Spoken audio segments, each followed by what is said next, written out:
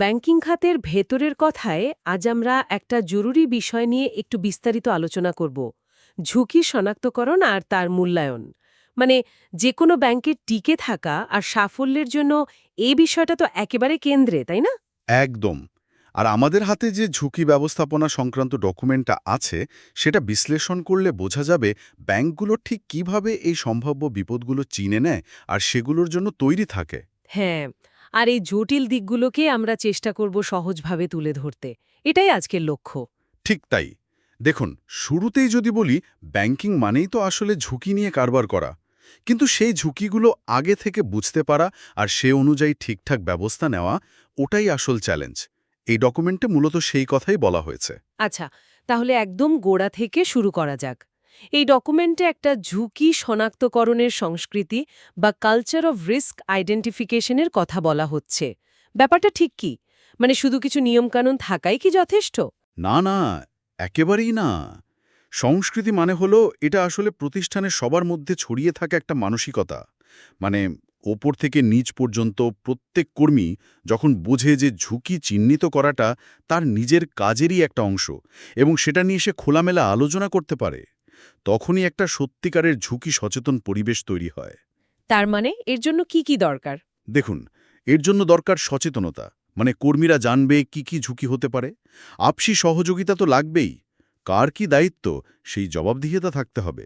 আর অবশ্যই সঠিক পদ্ধতি আর সরঞ্জাম ব্যবহার করতে হবে। তার মানে ব্যাপারটা শুধু ম্যানেজমেন্টের নয়, একদম ফ্রন্টলাইনের ক্যাশিয়ার বা ধরুন লোন অফিসারেরও। কিন্তু এটা এত জরুরি কেন? শুধু নিয়ম মেনে চললেই তো হয় নাকি? নিয়ম তো জরুরি বটেই, কিন্তু সংস্কৃতি তার চেয়েও গভীরে গিয়ে কাজ করে। ধরুন, একজন কর্মী তার প্রতিদিনের কাজে ছোট্ট একটা অস্বাভাবিকতা লক্ষ্য করল, হয়তো কোনো একটা লেনদেনের সামান্য গরমিল। এখন যদি ঝুঁকি নিয়ে কথা বলার মতো সংস্কৃতি থাকে, সে হয়তো বিষয়টা সঙ্গে সঙ্গে জানাবে। হুম। এই ছোট্ট তথ্যটাই হয়তো একটা বড় ধরনের জালিয়াতি বা ধরুন কোনো অপারেশনাল ত্রুটি একদম শুরুতেই থামিয়ে দিতে পারে। নিয়ম অনেক সময় ঘটনার পরে আসে, কিন্তু সংস্কৃতি সমস্যা তৈরি হওয়ার আগেই সেটা ধরতে সাহায্য করে আর কি। দারুণ পয়েন্ট। তাহলে এই সংস্কৃতিটা গড়ে তোলার পর ঝুঁকি ব্যবস্থাপনার যে আসল প্রক্রিয়াটা, মানে রিস্ক ম্যানেজমেন্ট প্রসেস, সেটা কেমন হয়? এটা নিশ্চয়ই একটা ধারাবাহিক ব্যাপার। হ্যাঁ, একদম। এটা একটা চক্রাকার প্রক্রিয়া বলা যেতে পারে, যা সিদ্ধান্ত নিতে সাহায্য করে। সহজ করে বললে কয়েকটা ধাপ আছে এর। প্রথমে সম্ভাব্য সব ঝুঁকি খুঁজে বের করা, মানে রিস্ক আইডেন্টিফিকেশন। আচ্ছা। এরপর সেগুলোর প্রভাব কতটা মারাত্মক হতে পারে আর ঘটার সম্ভাবনা যাই বা কতটা, সেটা পরিমাপ করা, রিস্ক মেজারমেন্ট যাকে বলে। পরিমাপ করার পর নিশ্চয়ই অ্যাকশনের পালা, মানে কি করা হবে সেটা ঠিক করা। একদম। তৃতীয় ধাপে আসে ঝুঁকি প্রশমন বা রিস্ক মিটিগেশন। মানে ঝুঁকি কমাতে বা এড়াতে কি কৌশল নেওয়া হবে সেটা ঠিক করা এবং প্রয়োগ করা। চতুর্থতঃ ঝুঁকি মূল্য নির্ধারণ বা রিস্ক প্রাইসিং, অর্থাৎ যে লেনদেনে যেমন ঝুঁকি তার মূল্য বা ধরুন সুদের হার সেভাবে ঠিক করা হচ্ছে কিনা সেটা দেখা। আর শেষ ধাপ? আর সবশেষে পুরো প্রক্রিয়াটা ঠিকঠাক চলছে কিনা, ঝুঁকিগুলো নিয়ন্ত্রণে আছে কিনা তা ক্রমাগত পর্যবেক্ষণ করা, রিস্ক মনিটরিং অ্যান্ড কন্ট্রোল যাকে বলে। পরিস্থিতি বদলালে এই চক্র আবার নতুন করে শুরু হয়। বেশ গোছানো প্রক্রিয়া মনে হচ্ছে। কিন্তু এই যে প্রথম ধাপটা ঝুঁকি চিহ্নিত করা, এর জন্য ব্যাংকগুলো বাস্তবে কি কি পদ্ধতি ব্যবহার করে? বাংলাদেশ ব্যাংকের কোনো নির্দিষ্ট নির্দেশিকা আছে কি এই ব্যাপারে? হ্যাঁ, বাংলাদেশ ব্যাংক কিছু স্বীকৃত পদ্ধতির কথা অবশ্যই বলে। যেমন একটা খুব গুরুত্বপূর্ণ টুল হল ঝুঁকি রেজিস্টার বা রিস্ক রেজিস্টার। ঝুঁকি রেজিস্টার, সেটা কি রকম? এটা হলো একটা কেন্দ্রীয় তালিকা বা ডেটাবেস বলতে পারেন, যেখানে চিহ্নিত সব ঝুঁকি, সেগুলোর সম্ভাব্য প্রভাব কী হতে পারে, এখন কি নিয়ন্ত্রণ ব্যবস্থা আছে, এই সব কিছু নথিভুক্ত করা হয়। এটা অনেকটা ব্যাংকের ঝুঁকির একটা লাইভ ম্যাপের মতো। ইন্টারেস্টিং। আর কি কি আছে? আছে ধরুন মূল ঝুঁকি সূচক বা কেআরআই, সংক্ষেপে কেআরআই, সেগুলো পর্যবেক্ষণ করা। কেআরআই। হ্যাঁ, কেআরআই। এগুলো হলো কিছু নির্দিষ্ট পরিমাপক যা সম্ভাব্য সমস্যার আগাম সতর্কবার্তা দেয়। অনেকটা ধরুন গাড়ির ড্যাশবোর্ডের ওয়ার্নিং লাইটের মতো। এছাড়া ব্যাংকগুলো অতীতের তথ্য বিশ্লেষণ করে, হিস্টোরিক্যাল ডেটা অ্যানালিসিস, মানে পুরনো ঘটনা থেকে শেখে। প্রতিকূল পরিস্থিতিতে নিজেদের সক্ষমতা যাচাই করার জন্য স্ট্রেস টেস্টিং করে। স্ট্রেস টেস্টিং মানে খুব খারাপ অবস্থা হলে কি হবে সেটা দেখা? ঠিক তাই। আর নতুন বা উদীয়মান ঝুঁকি বোঝার জন্য দৃশ্যকল্প বিশ্লেষণ সিনারিও অ্যানালিসিস ব্যবহার করে। মানে যদি এমন হয় তাহলে কি হবে, এই ধরনের বিশ্লেষণ। খাত ভিত্তিক ঝুঁকি বুঝতে বাইরের রিপোর্ট বা বাংলাদেশ ব্যাংকের প্রকাশনাও নিয়মিত দেখা হয়। তার মানে একটা ঝুঁকি ধরার জন্য অনেক রকম জাল ফেলা হয়। আচ্ছা, এত যে ঝুঁকির কথা হচ্ছে, এগুলোকে কি কোনোভাবে ভাগ করা যায়? মানে বোঝার সুবিধার জন্য। অবশ্যই ভাগ করা যায়। একটা প্রচলিত ভাগ হল আর্থিক ঝুঁকি, ফাইন্যান্সিয়াল রিস্ক, আর অ-আর্থিক ঝুঁকি, নন ফাইন্যান্সিয়াল রিস্ক। আর্থিক ঝুঁকিগুলো কোনগুলো? আর্থিক ঝুঁকিগুলো সরাসরি টাকার সাথে সম্পর্কিত। যেমন ধরুন কেউ ঋণ নিল কিন্তু শোধ করতে পারল না, এটা ক্রেডিট ঝুঁকি। বা ধরুন শেয়ার বাজারের পতনে ব্যাংকের বিনিয়োগের লোকসান হলো, এটা বাজার ঝুঁকি। অথবা হঠাৎ টাকার দরকার পড়লে ব্যাংক সেটা জোগাড় করতে পারল না, এটা তারল্য ঝুঁকি। এগুলো সব আর্থিক ঝুঁকি। আর অ-আর্থিক ঝুঁকি, সেগুলো কি কম গুরুত্বপূর্ণ? না, মোটেও না। অ-আর্থিক ঝুঁকিগুলো সরাসরি আর্থিক লেনদেন থেকে হয়তো আসে না, কিন্তু পরিণামে মারাত্মক আর্থিক ক্ষতি করতে পারে। যেমন? যেমন ধরুন ব্যাংকের সিস্টেম হ্যাক হয়ে গেল, গ্রাহকের তথ্য চুরি গেল, এটা সাইবার নিরাপত্তা ঝুঁকি। বা ধরুন ব্যাংক কোনো আইনি ঝামেলায় জড়িয়ে পড়ল, এটা আইনি ঝুঁকি। অথবা কোনো কেলেঙ্কারির কারণে ব্যাংকের সুনাম মারাত্মকভাবে নষ্ট হলো, এটা খ্যাতিগত ঝুঁকি। আজকাল তো আবার নিয়ন্ত্রক সংস্থার নিয়মকানুন ঠিকমতো মেনে চলতে না পারাটাও রেগুলেটরি কমপ্লায়েন্স রিস্ক, একটা বিরাট অ-আর্থিক ঝুঁকি। এর জন্য মোটা জরিমানা হতে পারে। ঠিক। মানে অনেক সময় এই অ-আর্থিক ঝুঁকিগুলো আর্থিক ঝুঁকির চেয়েও বেশি ক্ষতি করে ফেলতে পারে। একদম। সুনাম একবার নষ্ট হলে সেটা পুনরুদ্ধার করা খুব কঠিন। বা ধরুন সাইবার অ্যাটাক হলে শুধু আর্থিক ক্ষতি হয় না, গ্রাহকের আস্থাও চলে যায়। আচ্ছা, এই ঝুঁকিগুলো চিহ্নিত করার পর তো আসে মূল্যায়ন বা অ্যাসেসমেন্টের পালা। এই প্রক্রিয়াটা কিভাবে কাজ করে? মূল্যায়ন প্রক্রিয়াটাও বেশ কাঠামোবদ্ধ। প্রথমে ঝুঁকিটা তো চিহ্নিত করা হলো, তারপর সেটা বিশ্লেষণ করা হয়। এর কারণ কি, উৎস কোথায়, এইসব। এর পরের ধাপটা খুব গুরুত্বপূর্ণ, সেটা হলো মূল্যায়ন বা ইভ্যালুয়েশন। এখানে মূলত দুটো জিনিস দেখা হয়। এক, এই ঝুঁকিটা ঘটার সম্ভাবনা কতটা, লাইকলিহুড। আর দুই, যদি ঘটে তাহলে তার প্রভাব কতটা মারাত্মক হবে, ইম্প্যাক্ট। ও, মানে কতটা সম্ভব আর ঘটলে কি হবে? হ্যাঁ, এই দুটো মিলিয়েই ঝুঁকির আসল গুরুত্বটা বোঝা যায়। যে ঝুঁকির সম্ভাবনাও বেশি, আবার প্রভাবও মারাত্মক, সেটার দিকে তো সবার আগে নজর দিতে হবে। এই সম্ভাবনা আর প্রভাব, এটা কি শুধু আন্দাজে করা হয়, নাকি এর কোনো নির্দিষ্ট পদ্ধতি আছে? ভালো প্রশ্ন। এখানে দেখুন গুণগত এবং পরিমাণগত দুটো পদ্ধতি ব্যবহার করা হয়। কিছু ঝুঁকি, যেমন ধরুন বাজারে সুদের হারের পরিবর্তন, সেটা পরিমাপ করার জন্য বেশ জটিল গাণিতিক মডেল ব্যবহার করা হয়। ডেটা লাগে, ক্যালকুলেশন লাগে। আবার কিছু ঝুঁকি, যেমন ধরুন কোনো নতুন পণ্য বাজারে আনলে গ্রাহকের প্রতিক্রিয়া কেমন হবে, সেটা হয়তো অভিজ্ঞতার ভিত্তিতে বা গুণগতভাবে মূল্যায়ন করা হয়। এখানে আলোচনা, বিচারবুদ্ধি বেশি কাজ করে। আচ্ছা। অনেক সময় আবার অর্ডিনাল স্কেল ব্যবহার করা হয় সম্ভাবনা বোঝাতে। যেমন ১ থেকে ৫ স্কেলে মাপা হলো ঝুঁকিটা কতটা সম্ভাব্য। ১ মানে খুব কম, ৫ মানে খুব বেশি। অনেকটা আমরা যেমন বলি কম, মাঝারি, বেশি, এরকম। হ্যাঁ, অনেকটা সেরকমই। এটা একেবারে নিখুঁত পরিমাপ হয়তো না, কিন্তু কোনটা বেশি জরুরি, কোনটা কম, সেটা বুঝতে দারুণ সাহায্য করে। অগ্রাধিকার ঠিক করা যায়।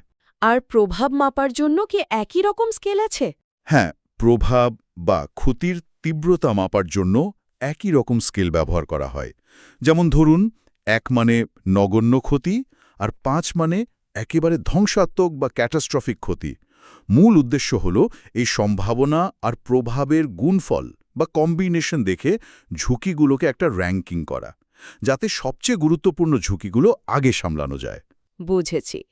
আচ্ছা, এই মূল্যায়নের জন্য সোয়াট বা প্যাস্টেল বিশ্লেষণের কথাও তো শোনা যায়। এগুলো কি একই রকম কাজ করে? মানে ঝুঁকি মূল্যায়নেই ব্যবহৃত হয়? না, ঠিক একই রকম নয়, একটু ভিন্ন। সোয়াট বিশ্লেষণটা মূলত প্রতিষ্ঠানের ভেতরের শক্তি, স্ট্রেংথস, আর দুর্বলতা, উইকনেসেস কি আছে, আর বাইরের সুযোগ, অপরচুনিটিস আর থ্রেটস কি কি, সেটা দেখে। এটা বেশি কৌশলগত, মানে স্ট্র্যাটেজিক সিদ্ধান্তের জন্য কাজে লাগে। মানে আমরা কোন দিকে যাব, কি করব, এইগুলো। আর প্যাস্টেল? পেস্টেল বিশ্লেষণটা বাইরের বৃহত্তর পরিবেশের উপর নজর দেয়। মানে political, economic, social, technological, legal, environmental এই বিষয়গুলো ব্যাংকের উপর কী প্রভাব ফেলতে পারে এটা তুলনামূলকভাবে বাইরের বড় ঝুঁকিগুলো দেখতে সাহায্য করে। তাহলে দুটোই দরকারি। হ্যাঁ, দুটোই দরকারি, কিন্তু ভিন্ন ভিন্ন প্রশ্নের উত্তর দেয়। সোয়াট ভিতরের দিকে বেশি তাকায়, পেস্টেল বাইরের দিকে। কিন্তু যদি এই পুরো মূল্যায়ন প্রক্রিয়াটাই ঠিকমতো না হয়, মানে ধরুন কোনো ব্যাংক তাদের ঝুঁকিগুলো ভুলভাবে মূল্যায়ন করল, তার পরিণতি কি হতে পারে? পরিণতি মারাত্মক হতে পারে। প্রথমত, ভুল মূল্যায়নের কারণে ভুল ব্যবসায়িক সিদ্ধান্ত, পোর ডিসিশন মেকিং নেওয়া হতে পারে। হয়তো যে খাতে বিনিয়োগ করা ঝুঁকিপূর্ণ ছিল সেখানেই বেশি বিনিয়োগ করে ফেলল। হতে পারে সম্পদের ভুল ব্যবহার হতে পারে, মানে ছোট ঝুঁকি সামলাতে অনেক টাকা বা সময় খরচ হয়ে গেল, অথচ আসল বড় ঝুঁকিটা উপেক্ষিত রইল। আর সবচেয়ে খারাপ যা হতে পারে তা হলো বড় ধরনের আর্থিক ক্ষতি। ব্যাংকের সুনাম নষ্ট হতে পারে, এমনকি নিয়ন্ত্রক সংস্থার জরিমানার বা শাস্তির মুখেও পড়তে হতে পারে। বোঝা যাচ্ছে এটা কতটা ক্রিটিক্যাল একটা কাজ। আচ্ছা, আপনি একটু আগে কি রিস্ক ইন্ডিকেটরস বা কেআরআই এর কথা বলছিলেন, সেগুলো ঠিক কিভাবে সাহায্য করে এই মূল্যায়নে? হ্যাঁ, কেআরআইগুলো ওগুলো হলো আগাম সতর্ক সংকেতের মতো। ধরুন, এগুলো কিছু নির্দিষ্ট ডেটা পয়েন্ট যা নিয়মিত ট্র্যাক করা হয়। একটা উদাহরণ দেয়া যায়? অবশ্যই। যেমন খেলাপি ঋণের হার, নন পারফর্মিং লোন রেশিও হঠাৎ বাড়তে শুরু করলে সেটা একটা কেআরআই হতে পারে, যা ক্রেডিট ঝুঁকির সম্ভাব্য বৃদ্ধি নির্দেশ করছে। অথবা ধরুন, অনলাইন ব্যাংকিং সিস্টেমে ব্যর্থ লগইন চেষ্টার সংখ্যা হঠাৎ খুব বেড়ে গেল, এটা একটা সাইবার নিরাপত্তা ঝুঁকির কেআরআই হতে পারে। আচ্ছা, মানে বিপদ আসার আগেই একটা সিগন্যাল পাওয়া যায়। একদম। এই কেআরআইগুলো ঝুঁকিটা মারাত্মক পর্যায়ে যাওয়ার আগেই ম্যানেজমেন্টকে সতর্ক করে দেয়, ফলে তারা সময় মতো ব্যবস্থা নিতে পারে।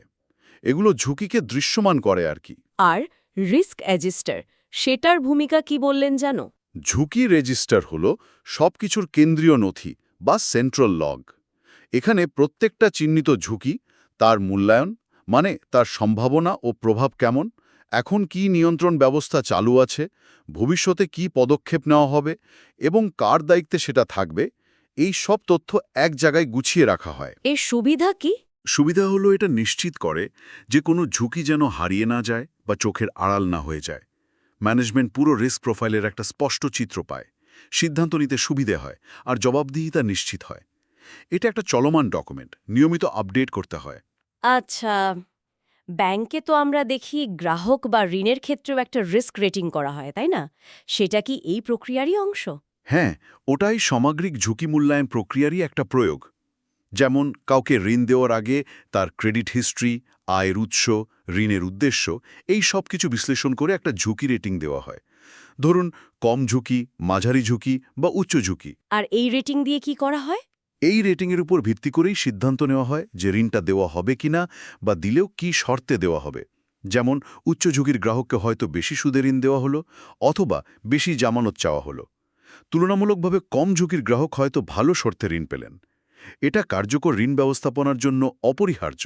কিন্তু এখানেও তো ভুলের সম্ভাবনা থাকে। অবশ্যই থাকে। মূল্যায়ন যদি ভুল তথ্যের উপর ভিত্তি করে হয় বা বিশ্লেষণে যদি ঘাটতি থাকে, তাহলে রেটিং ভুল হতে পারে। Assumption risk. আর এই পুরো প্রক্রিয়াটা বেশ জটিল, কমপ্লেক্সিটি। এর জন্য যথেষ্ট অভিজ্ঞতা দরকার। এই পুরো প্রক্রিয়াটা দেখভাল করার জন্য, মানে ব্যাংকগুলো ঠিকমতো করছে কিনা এটা দেখার জন্য নিশ্চয়ই বাংলাদেশ ব্যাংকের একটা ভূমিকা আছে। অবশ্যই। বাংলাদেশ ব্যাংক হল রেগুলেটর এবং সুপারভাইজার।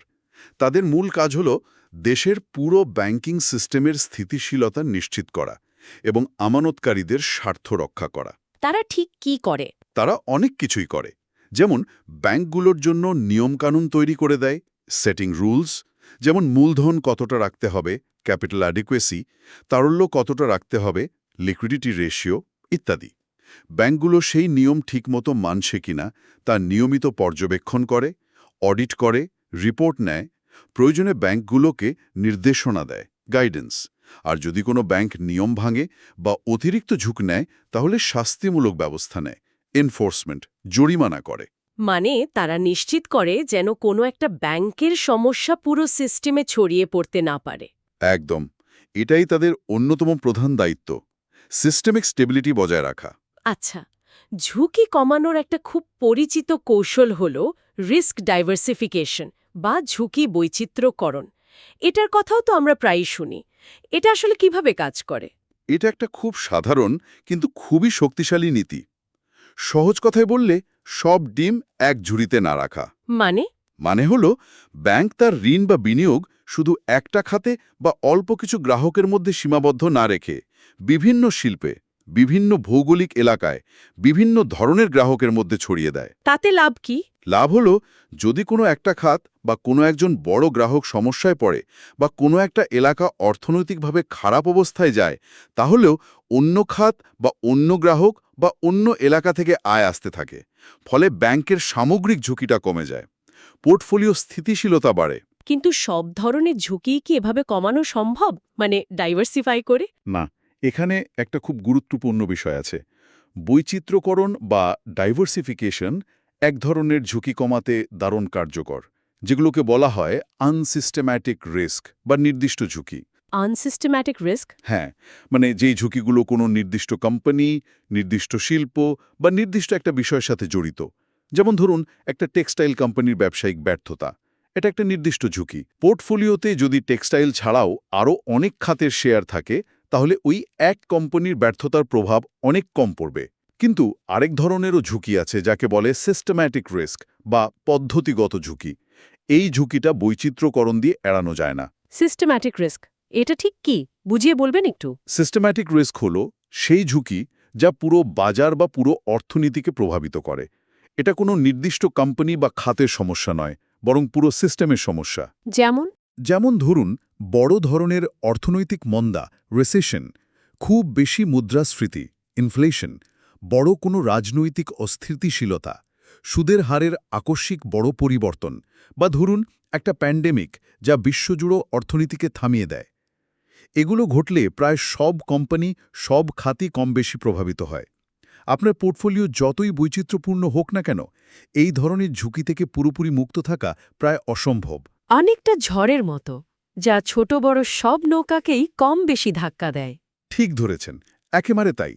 এই সিস্টেম্যাটিক রিস্ক এড়ানো যায় না বৈচিত্র্যীকরণ দিয়ে। তাহলে এই সিস্টেম্যাটিক রিস্ক মোকাবেলা করার উপায় কি, যদি এড়ানোই না যায়? যেহেতু এটা এড়ানো যায় না, তাই এর ব্যবস্থাপনার ওপর জোর দিতে হয়। মানে, এই ধরনের ঝুঁকির প্রভাব কতটা মারাত্মক হতে পারে সেটা আগে থেকে অনুমান করার চেষ্টা করা, নিজের ঝুঁকি নেওয়ার ক্ষমতা অনুযায়ী পোর্টফোলিও সাজানো, বাজারের পরিস্থিতি সম্পর্কে সবসময় ওয়াকিবহল থাকা, আর সবচেয়ে বড় কথা, খারাপ সময়ের জন্য বা বাজারের বড় ধরনের পতনের জন্য মানসিকভাবে এবং আর্থিকভাবে প্রস্তুত থাকা। ডাইভার্সিফিকেশন জরুরি, কিন্তু এটা সব সমস্যার ম্যাজিক সমাধান নয়। সিস্টেমেটিক রিস্ককে ম্যানেজ করতে হয়, এড়ানো যায় না। আজকের এই আলোচনা থেকে এটা বেশ স্পষ্ট হলো যে ব্যাংকিং ঝুঁকি ব্যবস্থাপনা একটা অত্যন্ত জটিল কিন্তু অপরিহার্য প্রক্রিয়া। মানে একটা সঠিক ঝুঁকি সংস্কৃতি তৈরি করা থেকে শুরু করে তারপর ঝুঁকি চিহ্নিত করা, সেগুলোর মূল্যায়ন করা, কেআরআই বা ঝুঁকি রেজিস্টারের মতো টুল ব্যবহার করা, ঝুঁকি রেটিং, বৈচিত্র্যকরণ, এই সব কিছু মিলেই একটা ব্যাংক তার স্থিতিশীলতা বজায় রাখে। একদম। আর এই পুরো কাঠামোর উপর বাংলাদেশ ব্যাংকের যে সতর্ক নজরদারি, সেটাও তো খুবই গুরুত্বপূর্ণ। হ্যাঁ, তা তো বটেই। আর মনে রাখতে হবে, এটা কিন্তু একটা নিরন্তর প্রক্রিয়া। মানে, এটা চলতেই থাকে। কারণ ঝুঁকিগুলো তো স্থির থাকে না, তাই না? সেগুলো সময়ের সাথে সাথে বদলায়, নতুন নতুন রূপে আসে।